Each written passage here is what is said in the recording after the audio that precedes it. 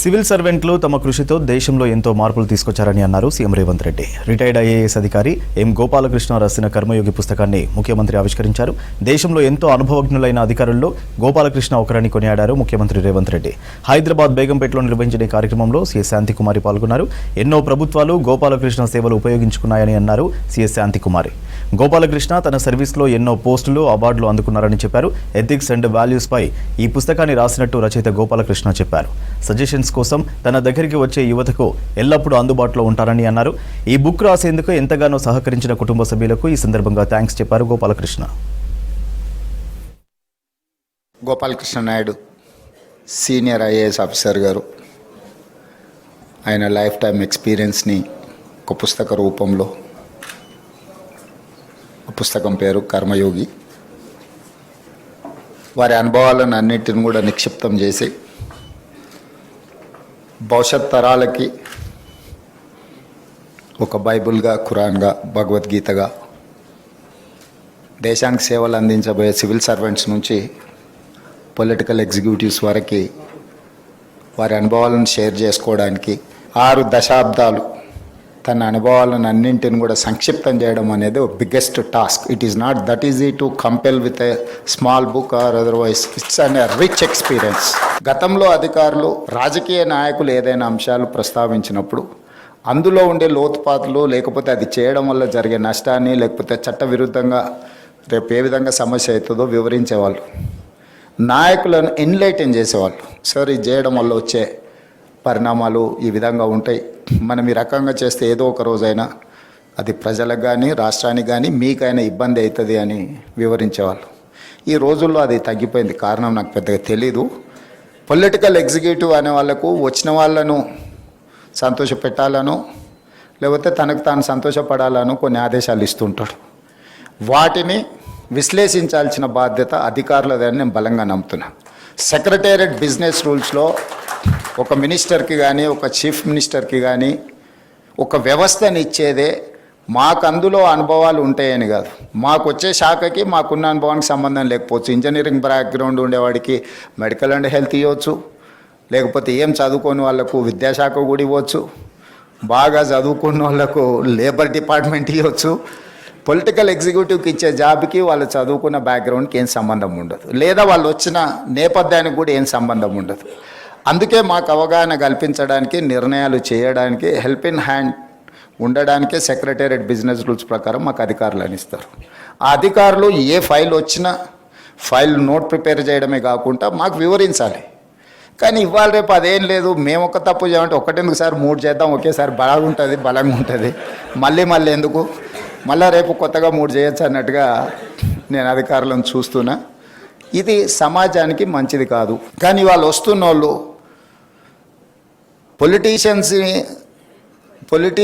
అనే కాదు, సమాజంలో ఉండే రాంగ్ ప్రెసిడెంట్స్ని అన్నిటిని కూడా రోల్ మోడల్గా తీసుకుంటున్నట్టు అనిపిస్తుంది. ఈ మధ్యకాలంలో కొత్తగా సెలెక్ట్ అయిన ఐఏఎస్, ఐపీఎస్లు నేను చూస్తున్నా. ట్రైనింగ్లోనే ఉన్నప్పుడు పోలీస్ స్టేషన్లకి వెళ్ళి డ్రెస్ వేసుకొని కూర్చొని సివిల్ పంచాయతీలు తెంచడానికి ప్రయత్నం చేస్తున్నారు, which is unfortunate. I'm sorry to say. నేను ఎందుకు ఈ వేదిక మీద పంచుకుంటున్నా అంటే కొద్ది మందిలో అయినా ఇది మార్పు రావాలి.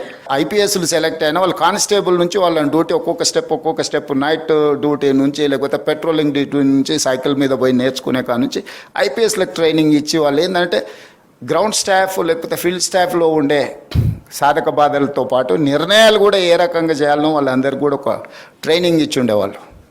కానీ ఇప్పుడు అసలు మరి సిస్టమ్ ఎడిపోతుందో నాకైతే తెలియట్లేదు. కానీ I'm not happy for that.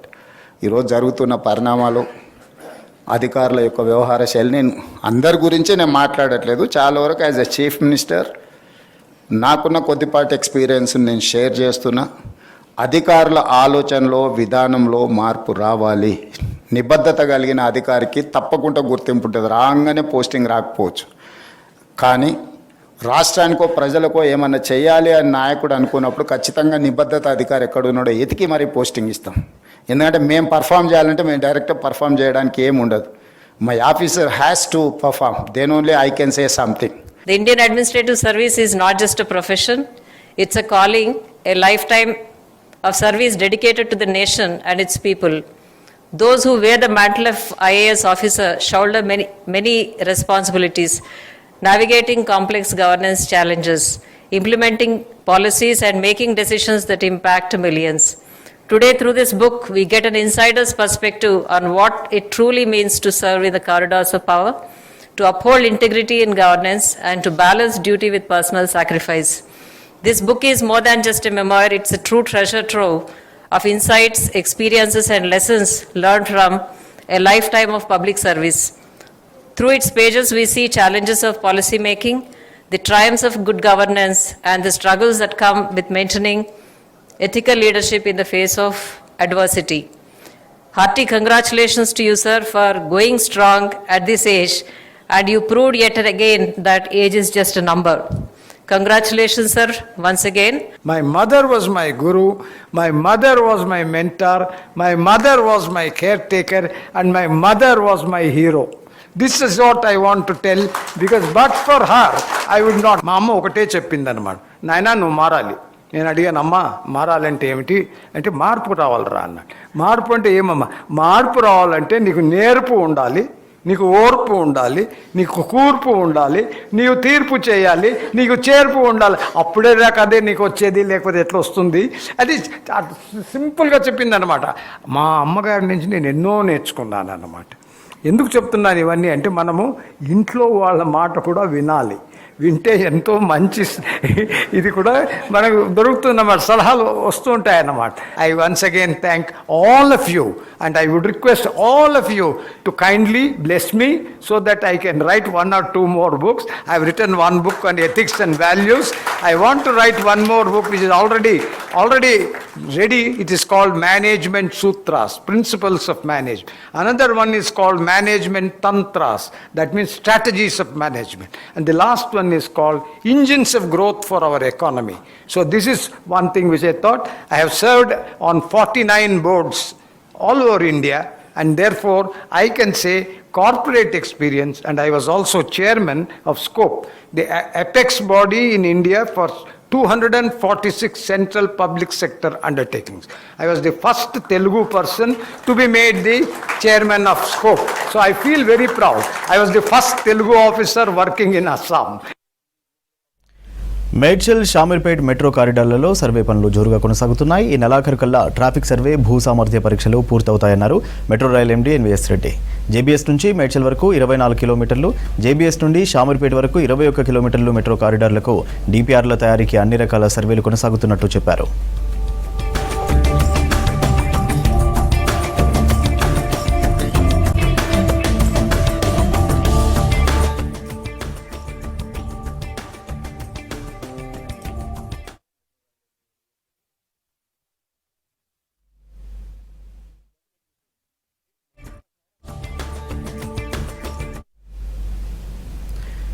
డిపిఆర్ల తయారీకి ముఖ్యంగా 3 రకాల అధ్యయనాలు అవసరమన్నారు metro rail MD NVS Reddy. Traffic survey, భూ సామర్థ్య పరీక్షలు, పర్యావరణ ప్రభావంపై అధ్యయనం చేస్తున్నట్టు చెప్పారు.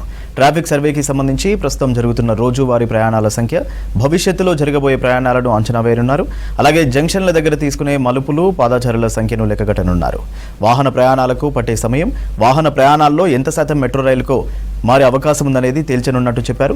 అలాగే వివిధ మెట్రో స్టేషన్లు ఏర్పాటయ్యే ప్రదేశాల ప్రయాణ సాంద్రత వంటివి పరిశీలిస్తామన్నారు ఎన్వీఎస్ రెడ్డి.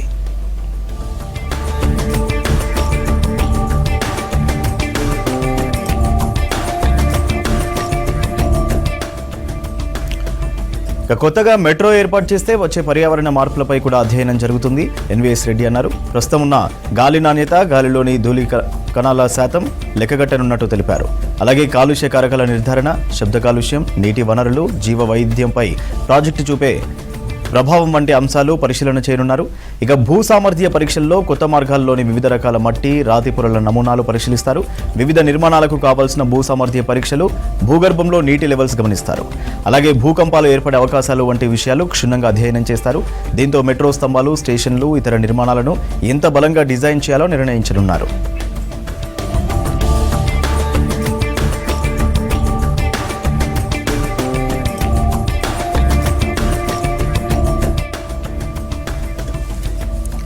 మెట్రో ప్రాజెక్టులో సాధారణంగా ప్రతి అర కిలోమీటర్కు ఒక బోర్హోల్తో భూ సామర్థ్య పరీక్షల నమూనాలు తీసుకుంటారు.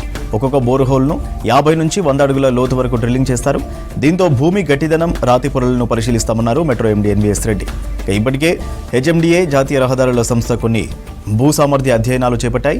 తాజాగా మెట్రో సంస్థ జేబీఎస్ మేడ్చల్ మార్గంలో 25 చోట్ల, జేబీఎస్ షామీర్పేట్ మార్గంలో 19 చోట్ల భూ సామర్థ్య పరీక్షలు నిర్వహిస్తుందన్నారు. వీటిలో మేడ్చల్ మార్గంలో 14 చోట్ల, షామీర్పేట్ మార్గంలో 11 చోట్ల ఇప్పటికే పరీక్షలు పూర్తయ్యాయని తెలిపారు. ఈ నెలాఖరులోగా అన్ని పరీక్షలు పూర్తవుతాయని చెప్పారు metro rail MD NVS Reddy.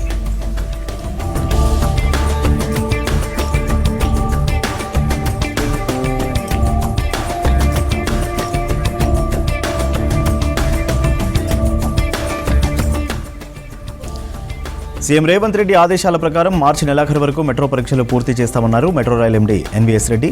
Shamshabad విమానాశ్రయం, ఫ్యూచర్ సిటీ మార్గంతో సహా 3 మెట్రో మార్గాల డీపీఆర్లను ప్రభుత్వ అనుమతికి సమర్పిస్తామన్నారు. రాష్ట్ర ప్రభుత్వ అనుమతి పొందిన తర్వాత డీపీఆర్లను కేంద్ర ప్రభుత్వానికి పంపిస్తామన్నారు మెట్రో ఎండీ ఎన్వీఎస్ రెడ్డి.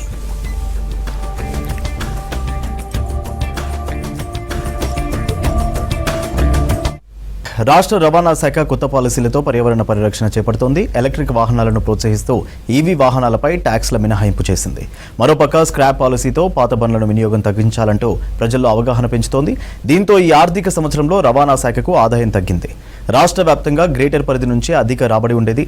ఈ ఏడాది ఫైనాన్షియల్ ఇయర్ దగ్గర పడుతున్నా అనుకున్నంతగా రవాణా శాఖకు ఆదాయం రాలేదు.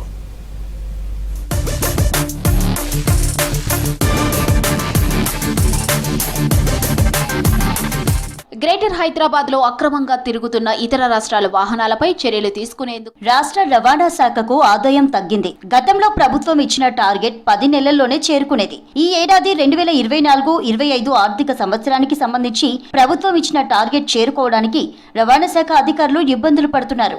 గతానికి భిన్నంగా గ్రేటర్ హైదరాబాద్ లో రవాణా ఆదాయం తగ్గడం చర్చనీయాంశంగా మారింది. ఈ ఏడాది 10 నెలల్లో 83.38% ఆదాయం వచ్చింది. మిగిలిన 2 నెలల్లో లక్ష్యం చేరుకోవడానికి తీవ్ర ప్రయత్నం చేస్తున్నారు రవాణా శాఖ అధికారులు. హైదరాబాద్కి ముఖ్యంగా లైఫ్ ట్యాక్స్ ఈ సంవత్సరం పోయిన సంవత్సరం కంటే ఆదాయం తక్కువ వచ్చింది కాబట్టి మేము ఈ అదర్ స్టేట్ వెహికల్స్ మీద 2 వీలర్స్ కానీ 4 వీలర్స్ కానీ ఈ 2 months చాలా ఫోకస్ పెట్టదలుచుకున్నాము. సో రవాణా శాఖ తరఫున విజ్ఞప్తి ఏంటంటే any other state vehicle owner, బెంజులు కానీ లేకపోతే ఇంకా ఫ్యాన్సీ కార్లు కానీ, స్పోర్ట్స్ కార్లు కానీ ఆర్ 2 వీలర్స్ కానీ ఉంటే కంపల్సరీగా మీరు కానీ మీ ఫ్రెండ్స్ కానీ కంపల్సరీగా ఉంటే మీరు చేంజ్ ఆఫ్ అడ్రస్ కానీ మీ పేరు ట్రాన్స్ఫర్ ఆఫ్ ఓనర్షిప్ కానీ చేసుకుని కంపల్సరీ మీరు లైఫ్ ట్యాక్స్ కట్టాలి. గ్రేటర్ లోని హైదరాబాద్, రంగారెడ్డి, మేడ్చల్ జిల్లాల పరిధిలో 2024-25 ఆర్థిక సంవత్సరంలో రవాణా శాఖ ఆదాయం 4,375 కోట్లుగా టార్గెట్ ఇచ్చింది ప్రభుత్వం. ఈ ఏడాది 10 నెలల కాలం ముగిసిన 3,648.49 కోట్ల ఆదాయం మాత్రమే వచ్చింది. లక్ష్యాన్ని చేరుకోవడానికి ఇంకా 727 కోట్ల ఆదాయం రావాల్సింది. దీంతో వారం 10 రోజులుగా విస్తృత తనిఖీలు చేస్తున్నారు అధికారులు. 2024-25 ఆర్థిక సంవత్సరం ముగియడానికి మరో 45 రోజుల గడువు ఉంది.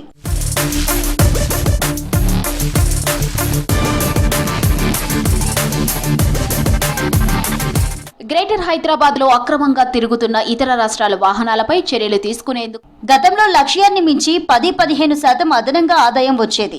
ఈ ఆర్థిక సంవత్సరంలో జనవరి 31 నాటికి 10 నెలల కాలంలో లక్ష్యానికి ఇంకా 727 కోట్ల రూపాయలు రావాల్సింది. దీంతో ప్రత్యేక కార్యాచరణ రూపొందించుకొని ఇతర రాష్ట్రాల వాహనాలు ఒక్క నెంబర్ ప్లేట్ రిజిస్ట్రేషన్ తో 2-3 బండ్లు తిరిగే వాటిపై దృష్టి పెట్టారు అధికారులు.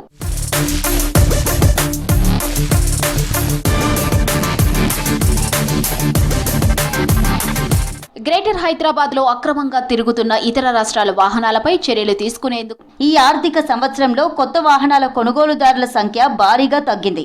దీంతో లైఫ్ ట్యాక్స్ రాక రవాణా శాఖకు ప్రభుత్వం విధించిన లక్ష్యాన్ని చేరుకోవడానికి ఇబ్బందులు పడుతున్నారు అధికారులు. మనకు హైదరాబాద్ నగరంలో ఎక్కడ చూసినా కానీ అదర్ స్టేట్ కార్లు కానీ మోటార్ సైకిల్ కానీ ఎక్కువ కనబడుతున్నాయి. Other state నంబర్లే.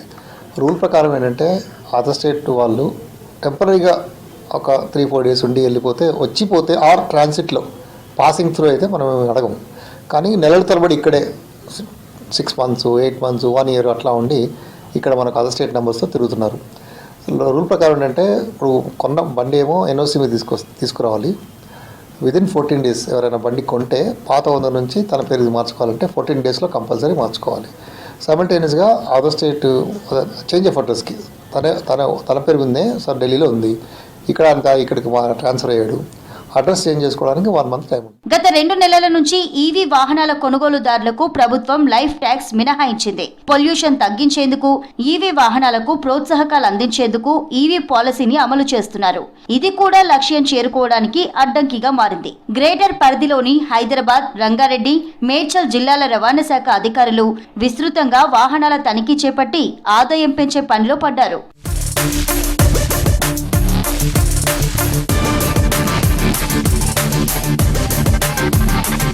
గ్రేటర్ హైదరాబాద్ లో అక్రమంగా తిరుగుతున్న ఇతర రాష్ట్రాల వాహనాలపై చర్యలు తీసుకునేందుకు గ్రేటర్ పరిధిలో ఇతర రాష్ట్రాల వాహనాలు నిబంధనలకు విరుద్ధంగా నడిపే లోకల్ వెహికల్స్ పై కేసులు నమోదు చేస్తూ జరిమానాలు విధిస్తున్నారు అధికారులు.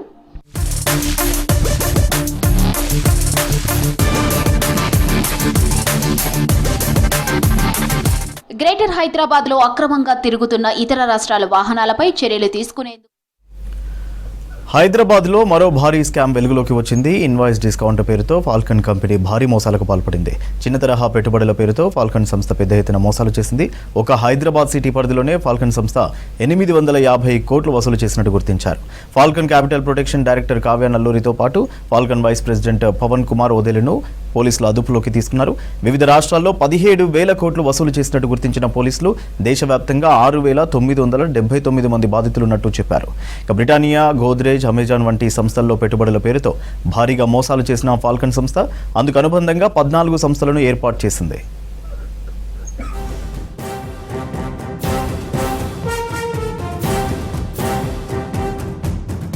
విద్య, ఆరోగ్యం పట్ల ముఖ్యమంత్రి రేవంత్ రెడ్డి ప్రాధాన్యతను తీసుకున్నారని అన్నారు మంత్రి తుమ్మల నాగేశ్వరరావు. ప్రముఖ సామాజిక సేవా సంస్థ సుచిర్ ఇండియా ఫౌండేషన్ ఆధ్వర్యంలో sir CV Raman young genius అవార్డుల ప్రదానం జరిగింది. కార్యక్రమానికి ముఖ్య అతిథిగా మంత్రి తుమ్మల పాల్గొన్నారు. విద్యార్థుల్లోని టాలెంట్ని వెలికితీసేందుకు 32 సంవత్సరాలుగా సుచిర్ ఇండియా ఫౌండేషన్ అధినేత లయన్ కిరణ్ కృషి చేస్తున్నారు. మంత్రి తుమ్మల నాగేశ్వరరావు సినీ నటుడు రావు రమేష్ చేతుల మీదుగా టేబుల్ బుక్ లాంచ్ చేశారు. సుచిర్ ఇండియా ఫౌండేషన్ 32వ Sir CV Raman Talent Search పరీక్షను జాతీయ, రాష్ట్ర స్థాయిలో వివిధ పాఠశాలల్లో నిర్వహించింది. 1000 పాఠశాలల నుంచి 1,00,000 మంది విద్యార్థులు పాల్గొన్నారు.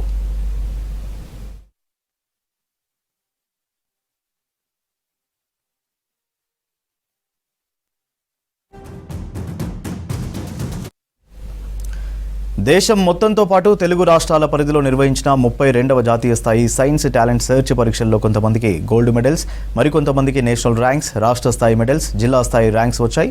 ఈ యువ టాలెంట్ విద్యార్థులకు పబ్లిక్ గార్డెన్స్, లలిత కళా తోరణంలో అవార్డులు ప్రదానం చేశారు. అత్యున్నత స్థానంలో ఉండాలి, అగ్రగామిగా ఉండాలి. అందరూ ముఖ్యంగా 2 తెలుగు రాష్ట్రాలకు సంబంధించినటువంటి ఈ యొక్క విద్యార్థులకి వాళ్ళ యొక్క ప్రతిభా పాఠవాళ్ళని వెలికితీసి ఈ పోటీ పరీక్షల ద్వారా వాళ్ళకి ఒక జిజ్ఞాసను కలిగించి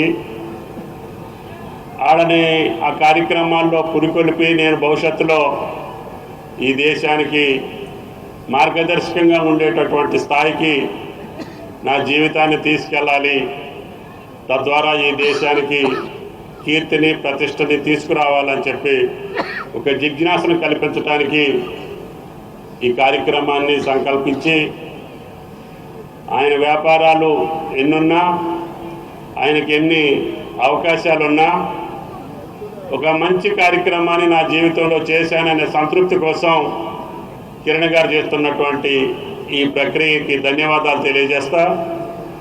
రాష్ట్ర ప్రభుత్వం రేవంత్ రెడ్డి గారి నాయకత్వంలో కూడా విద్య పట్ల, అదేవిధంగా ఆరోగ్యం పట్ల ప్రధాన బాధ్యతని, ప్రాధాన్యతని తీసుకొని ఈరోజు ముఖ్యమంత్రి మీరు చూశారు, ఈ 1 సంవత్సర కాలంలోనే ఇంటిగ్రేటెడ్ స్కూల్స్కి కానీ, స్కిల్ ఇండియా యూనివర్సిటీ కానీ పెద్ద ఎత్తున స్థాపించి ప్రపంచంలో మన పిల్లలకి నైపుణ్యాన్ని ఇస్తే తప్ప కేవలం మార్కులతోటో డిగ్రీలతోటో వాళ్ళు ముందుకు వెళ్ళలేరు.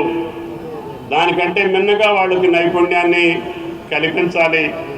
తద్వారానే మన పిల్లలు ఈ ప్రపంచంలో అత్యున్నత స్థాయికి వెళ్తారు అని చెప్పి విశ్వసించి ఈ ప్రభుత్వం ఆయా కార్యక్రమాల పట్ల శ్రద్ధ చూపి ముందుకు తీసుకెళ్తున్నాం. Made all your parents proud. ఇలాంటి వాళ్ళకి ఎవరు ఏం అడ్వైస్ ఇస్తారు? ఇంత నిశ్శబ్దంగా ఇంతమంది students, hats off to you all your achievements. 32 yearsగా ఈ సివి రామన్ ఈ జీనియస్ అవార్డ్స్ ఆయన ఎగ్జామ్స్ కండక్ట్ చేసింది. కోటి మంది ఈ 32 yearsలో రాశారట exam. It's not a normal feat. దీనికంతా ఏంటి మీ కారణం అంటే ఆయన చెప్పింది ఒకటి, అబ్దుల్ కలాం గారు. అబ్దుల్ కలాం గారు మన ముందు కళ్ళ ముందు నడిచిన దైవం, మహానుభావుడు. ఆయన ఇన్స్పిరేషన్గా ఆయన తీసుకొని అకాడమిక్స్ మీద ఎంత ఇంట్రెస్ట్ చూపించి ఆయన అన్నది చాలా నిజం. సృజన, క్రియేటివిటీ అది వదిలేయకూడదు. మనిషి బై హార్టింగ్ ఉంటుంది కానీ బియాండ్ దట్ క్రియేటివిటీ. ఆయన ఎంత యజ్ఞం చేసినందుకు నేను అలా కూర్చొని అలా ఉండిపోయాను. మనం ఏమీ చేయట్లేదు లైఫ్లో, ఎంత చేస్తున్నారు. It's great source of inspiration. నేను ఒకటే చెప్పదలుచుకుంటున్నాను, అడ్వైస్ ఇచ్చేంత సీన్ నాకు లేదు కానీ I just want remind one thing. Jack Ma, the great Alibaba business tycoon చెప్పింది, డో నాట్ కంప్లైన్. ఎప్పుడు కంప్లైంట్ చేయకండి ఎవరికి.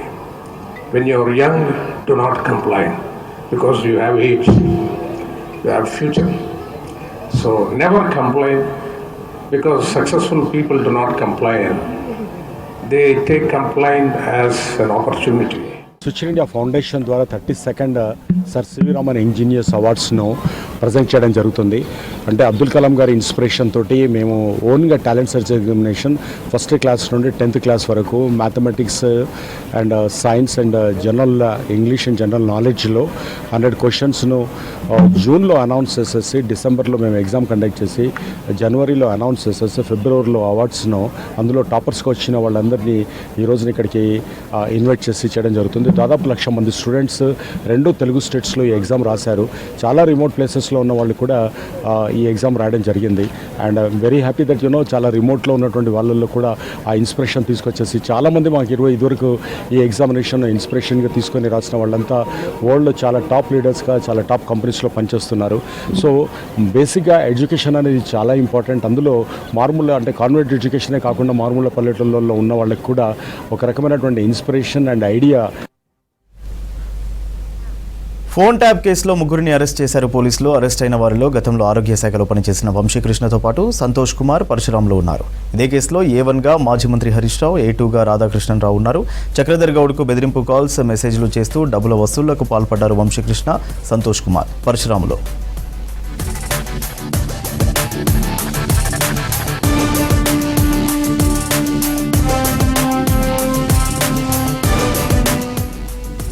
ఈ ముగ్గురు కలిసి ఒక రైతు డాక్యుమెంట్స్తో సిమ్ కార్డు కొనుగోలు చేశారు.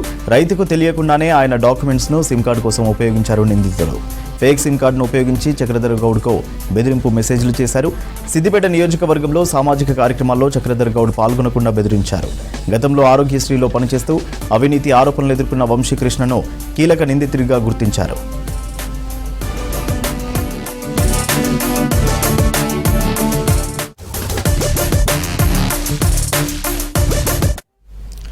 ఇటీవల చిలుకూరు బాలాజీ టెంపుల్ ఆలయ అర్చకుడిపై దాడి చేసిన వీరరాఘవరెడ్డి రిమాండ్ రిపోర్టులో సంచలన విషయాలు బయటపడ్డాయి. వీరరాఘవరెడ్డి తనకు తాను శివుడి అవతారమని క్రియేట్ చేసుకున్నాడని రిమాండ్ రిపోర్టులో తేలిపోయింది. శివుడి అవతారం ధరించాను అంటూ రామరాజ్యంలో రిక్రూట్మెంట్ చేసుకుంటున్నాడు. దుష్ట శిక్షణ, శిష్ట రక్షణ రామరాజ్యంతోనే సాధ్యమనే వీడియోలు బయటపడ్డాయి.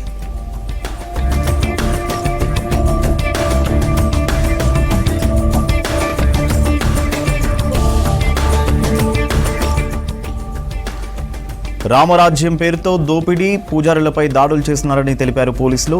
వీరరాఘవరెడ్డికి గతంలోనూ నేర చరిత్ర ఉందన్నారు. వీరరాఘవరెడ్డిని ఇప్పటికే అరెస్ట్ చేశారు పోలీసులు. వీరరాఘవరెడ్డిని అరెస్ట్ చేయకుంటే శాంతి భద్రతలకు విఘాతం కలుగుతుందన్నారు.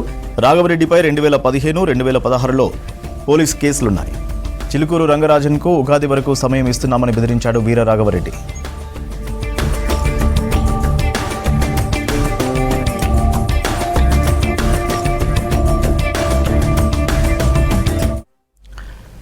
దేశాభివృద్ధికి అభ్యుదయ సంఘాల ఐక్యత అనే అంశంపై జన విజ్ఞాన వేదిక జాతీయ కమిటీ ఆధ్వర్యంలో సమావేశం ఏర్పాటు చేశారు. హైదరాబాద్లోని సుందరయ్య విజ్ఞాన కేంద్రంలో నిర్వహించిన ఈ కార్యక్రమంలో అనేక సంఘాల నాయకులు మాట్లాడారు. దోపిడీ చేస్తున్న వర్గాలన్నీ ఐకమత్యంగా ఉన్నారని, దోపిడీ వ్యతిరేకంగా పోరాడుతున్న వారంతా విడిపోయి ఉన్నారని అన్నారు. ప్రధాన వక్తగా విచ్చేసిన డాక్టర్ బి బ్రహ్మారెడ్డి. సుమారు 100 మంది సభ్యులతో జరిగిన సమావేశం జేవీవీ జాతీయ కార్యదర్శి తులసిరామ్ వందన సమర్పణతో ముగిసింది. అదో ఇంపార్టెంట్ పాయింట్ మేమైతే చెప్తున్నాం. మేము ఈ బహిరంగ విమర్శల్ని ఏనాడు ఎంటర్టైన్ చేయలేదు మా సంస్థ. ఇక ముందు కూడా మేము ఎంటర్టైన్ చేయం. ఎవరైనా మా దగ్గర ఎవరి గురించి అయినా బహిరంగ విమర్శ పట్టుకొస్తే మేము వాటిని అనుమతించాం. నువ్వే మాట్లాడుకోవాలి. ఒకవేళ నువ్వు మాట్లాడుకోవడం నీకు ఇబ్బంది ఉంటే మేము మధ్యవర్తుకుంటాం. మేము ఇద్దరు మాట్లాడుకున్నాం. మాకే సమస్య వస్తే మేమే మాట్లాడుకుంటాం డైరెక్ట్గా. మేము కొన్ని ఇబ్బందులు గతంలో మా సమస్య ఏర్పడినప్పుడు మేము ఫేస్ అయినా మాకు ఇబ్బందులు కలిగించిన వాళ్ళతో కూడా మాకు ఫేస్ లేదు. ఇప్పుడు అది వాళ్ళ రైట్, వాళ్ళు అట్లా ఉంటారు. మా రైట్ మేము పని చేసుకుంటూ పోతాం. సమాజం చాలా పెద్దది, జనం చాలా మంది ఉన్నారు, పని చేయడానికి కరువు లేదు ఇక్కడ. కాబట్టి మీతో పని చేయలేకపోతే పోనీలే, అలా అనేక మందితో కలిసి పని చేయగలం. అలాంటి ఒక అభిప్రాయంతో మనకి పెద్ద ప్రాబ్లం ఎక్కడ వస్తుందో నేను అనుకుంటున్నానంటే, మన కార్యక్రమాలు చేసేవాడు అనేక మంది కొత్త కలిసి వస్తారు. మనకి ఈ కొత్తల్ని ఎవరు తీసుకోవాలనేది సమస్య. మూఢనమ్మకాల నిర్మూలన సంస్థ కేవలం చట్టం తయారు చేయడం కదా, అనేక కార్యక్రమాల్లో పాల్గొన్నారు. ఇక్కడి నుంచి వీళ్ళందరూ కూడా మదనపల్లిలో జరిగితే తెలంగాణ మూఢనమ్మకాల నిర్మూలన చట్ట సాధన సమితి కదా, ఇక్కడే కదా మనం అనుకోకుండా మదనపల్లిలో తల్లిదండ్రులు తమ బిడ్డల్ని చంపినప్పుడు ఇక్కడి నుంచి వెహికల్ తీసుకొని వివిధ సంఘాల వాళ్ళు అక్కడికి వెళ్ళి పాల్గొనే ఒక పెద్ద ర్యాలీ అది నిర్వహించి రావడం జరిగింది. సో ఈ అనుభవాలన్నీ కూడా స్వేచ్ఛ జేఏసీ గురించి మాట్లాడుతున్నారు. స్వేచ్ఛ జేఏసీలో ఎప్పుడైతే ఈ ప్రయత్నం జరిగిందో జిల్లాలో అనేక చోట్ల మానవహారాలు ఈ ఐక్య రాష్ట్ర సమగ్ర కుల సంఘం ఆధ్వర్యంలో సంత శ్రీ రవిదాస జయంతి ముగింపు వేడుకలు హైదరాబాద్ సుందరయ్య విజ్ఞాన కేంద్రంలో ఘనంగా నిర్వహించారు. ఆ తర్వాత రాష్ట్ర ఉద్యోగ సంఘం 2025 సంవత్సరం క్యాలెండర్ ఆవిష్కరించారు. ఈ కార్యక్రమంలో రాష్ట్ర కుల సంఘం చైర్మన్ రాజమౌళి, ఉద్యోగ సంఘం అధ్యక్షుడు దొంతుల సత్యనారాయణ పాల్గొన్నారు.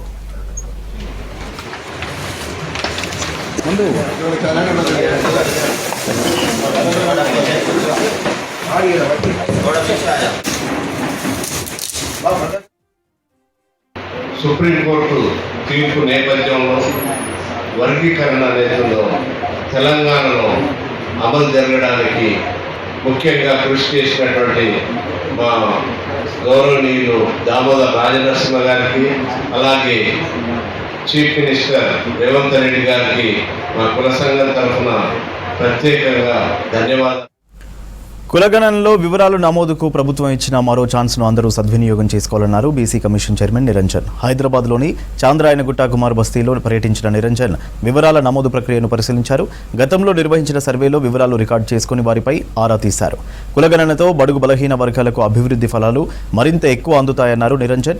కార్యక్రమంలో బీసీ వెల్ఫేర్ డిప్యూటీ డైరెక్టర్, ఇతర అధికారులు పాల్గొన్నారు.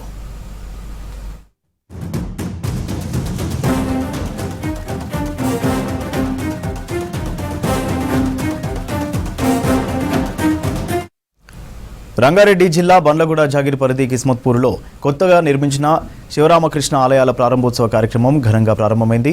2 రోజుల పాటు జరిగే దేవతామూర్తుల విగ్రహ ప్రతిష్టాపన ఉత్సవాల్లో ఇవాళ హోమంను వేడుకగా నిర్వహించారు. రేపు హంపి పీఠాధిపతి విద్యారణ్య భారతీ స్వామి ఆధ్వర్యంలో విగ్రహాలను ప్రతిష్ఠించనున్నారు. శివుడు, రాముడు, కృష్ణుడికి ఒకే చోట ప్రత్యేక ఆలయాలు నిర్మించారు. ఆలయంలో మొక్కులు తీర్చుకునేందుకు భక్తులు పెద్ద ఎత్తుగా తరలివచ్చారు.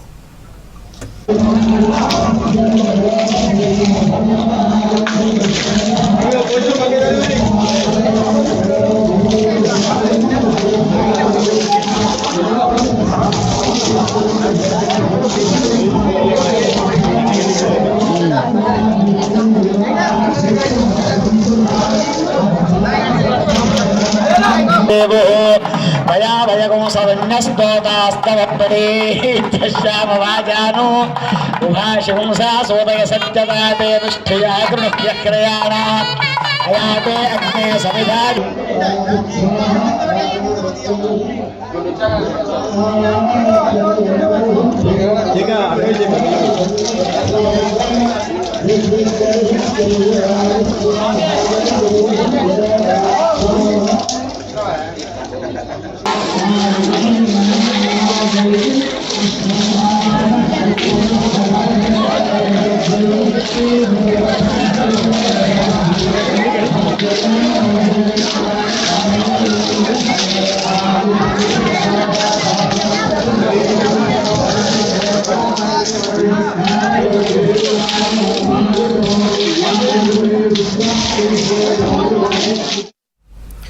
ఇవి హమారా Hyderabad updates. Keep watching V6 news.